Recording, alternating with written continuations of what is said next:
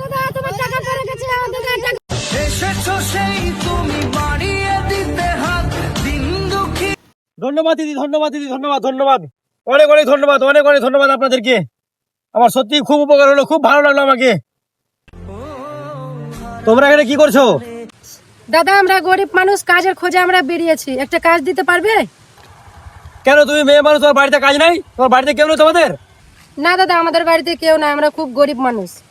আচ্ছা ঠিক আছে বাবা, তোমরা আমার এত বড় উপকার করেছো, তোমাদের আমি একটা কাজের ব্যবস্থা করে দিচ্ছি, চলো আমার সাথে। ভগবান তোমাকে পাঠালো বাঁচাতে আমাদের।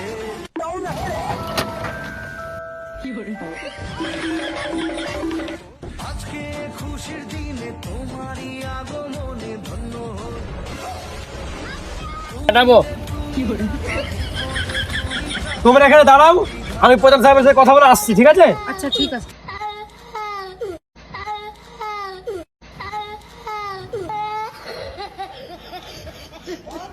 প্রধান সাহেব আপনি তো বলেছিলেন যে কাজের মেয়ে লাগবে। হ্যাঁ বলেছিলাম একটা কাজের মেয়ে লাগবে আমার।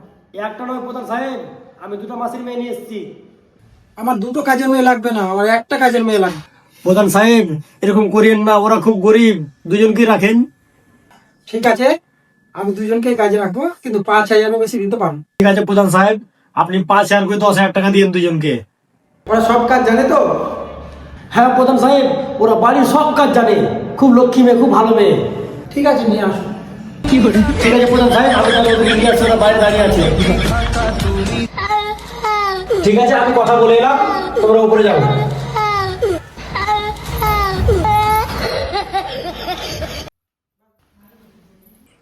তোমরা সব কাজ জানো তো? আগে হ্যাঁ প্রধান সাহেব, আমরা সব কাজ করতে জানি। ঠিক আছে তোমরা সব কাজে লেগে পড়ো।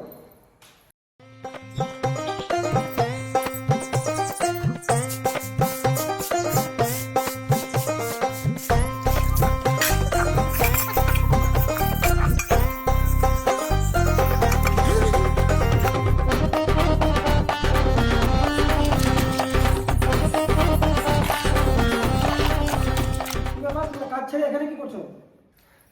প্রধান সাহেব আমাদের তো 1 মাস হয়ে গেল, টাকাটা তো দিলেন না।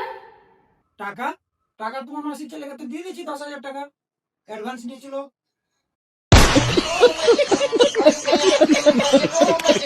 A few moments later. প্রধান সাহেব আমার মাসি তো খুব গরিব মানুষ, খুব অসুস্থ, হসপিটালে ভর্তি আছে।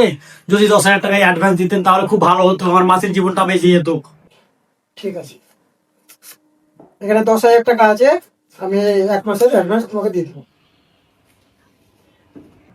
ঠিক আছে প্রধান সাহেব, আমি তাহলে পাঠিয়ে দিচ্ছি।